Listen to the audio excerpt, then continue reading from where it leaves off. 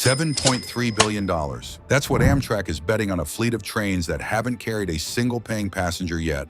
They're calling it the biggest fleet investment in company history. It's supposed to replace trains that have been running for nearly 50 years, trains that carry 70% of Amtrak's passengers. The Aero fleet is sleek, it's modern, it's exactly what American rail needs. The question is whether it's arriving 20 years too late and whether Congress will even let it succeed. Let's start with what Amtrak is actually building. The Aero fleet is being manufactured by Siemens Mobility at their Sacramento, California facility. 83 train sets in total, each one a semi-permanently coupled consist, meaning the cars stay together as a unit. Inside, it's a complete departure from what Amtrak passengers are used to. Every seat has its own power outlet, USB-C charging, individual reading lights, panoramic windows that are dramatically larger than the cars they're replacing, high-speed 5G Wi-Fi throughout the train, and restrooms that actually feel like restrooms. Touchless everything, spacious enough to turn a wheelchair, baby changing tables that don't require contortion. Speaking of accessibility, the Aero puts it front and center. Integrated wheelchair lifts on coach cars, corridors that are 32 inches wide,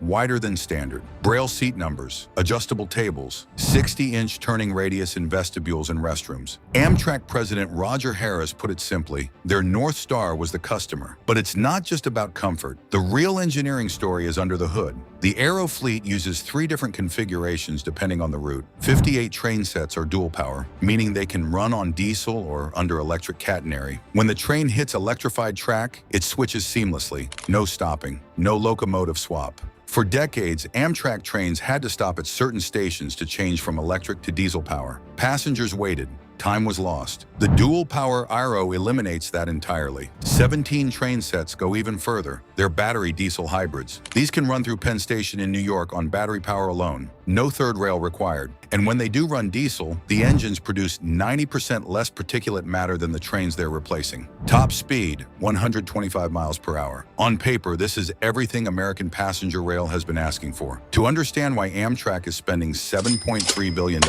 you have to understand what they're replacing. The Amfleet, built by the Budd Company between 1975 and 1977. That distinctive tubular shape was modeled after the Metroliner, which itself was designed to look like a jetliner. At the time, it was revolutionary. Amtrak's first new locomotive-hauled cars, a signal that passenger rail had a future. Some of these cars have now traveled over 4 million miles. They form the backbone of Amtrak's single-level fleet, the Northeast Regional, the Keystone, the Carolinian, Empire Service, Downeaster.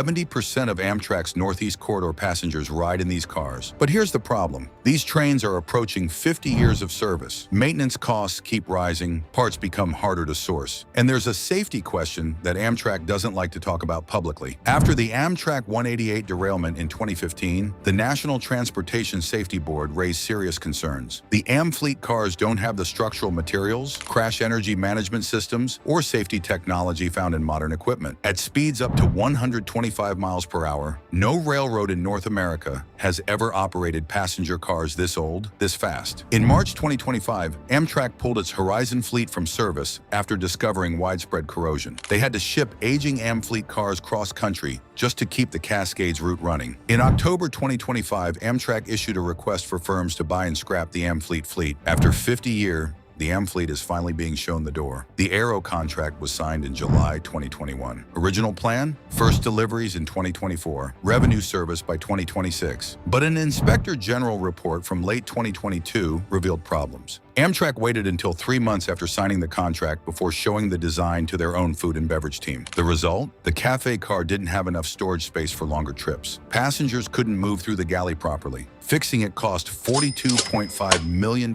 in change orders and delayed the first train sets by 5.5 months. But it gets worse.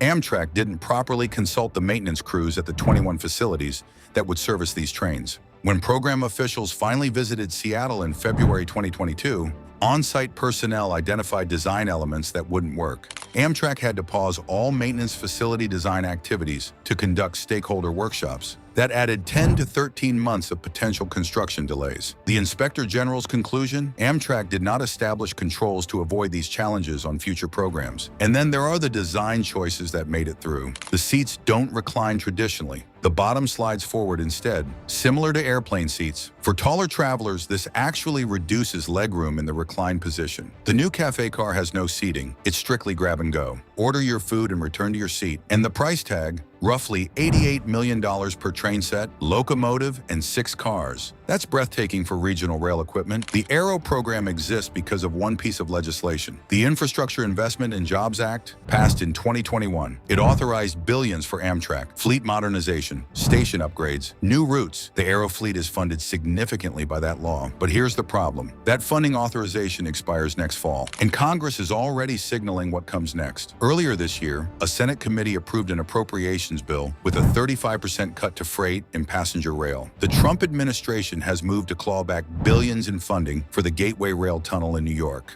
That's the tunnel that would replace a 100-year-old crossing under the Hudson River, the biggest bottleneck on the entire Northeast corridor. The political momentum, at least under current Republican leadership, seems to be moving away from rail investments. The Aero fleet isn't finished yet. 83 train sets, delivery through 2030. What happens if the funding environment changes before they're all delivered? Here's the irony.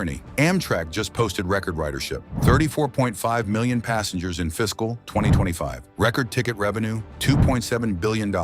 Demand is surging. People want to ride trains. But federal support for meeting that demand? That's the question mark. The first 8 Aero train sets debut this summer on the Cascades. The Northeast corridor won't see them until 2027. Full deployment? 2030 at the earliest? A lot can change in 4 years. A lot can change in 1. So is this $7.3 billion bet going to pay off? Let's be specific about what success actually looks like. Amtrak expects the Aero fleet to add 1.5 million riders annually. On the Cascades alone, capacity nearly doubles, from 168 seats to 300 per train. The goal is to push Cascades past 1 million annual riders. They're currently at 950,000. Amtrak says they're on track for operational profitability by fiscal 2028. If the Aero delivers, if it runs reliably, if passengers respond, this becomes the proof point that American rail can work. But failure looks different than you might expect. Failure isn't the trains catching fire or falling apart. Failure is a truncated order. 83 train sets become 60 or 50. Budget cuts before the fleet is complete. Failure is Amfleet cars still running in 2032 because the replacements never arrived. Failure is new trains stuck on tracks they don't control because Amtrak never got the funding to fix the infrastructure. On the Cascades corridor, Amtrak doesn't own the tracks. BNSF does. On-time performance on Cascades has been below 50%. New trains won't fix that. Only infrastructure investment fixes that. And infrastructure investment requires political will. The good news? Amtrak's next-gen Acela launched in August 2025 and carried 60,000 riders in its first month. Passengers are responding to new equipment. The appetite is there. The Aero is the right train at the right time. The question is whether America is ready to meet it halfway. The Aero fleet represents everything Amtrak has promised for decades. Modern trains, better service, a real alternative to flying and driving. For the first time in 50 years, Amtrak is getting equipment that matches the ambition. Whether that ambition survives the next 4 years of politics, that's the $7.3 billion question. If you want to follow how this story unfolds, hit subscribe and ring the notification bell, and let me know in the comments. Do you think the Aero will succeed, or is this another Amtrak promise that falls short? I'll see you in the next one.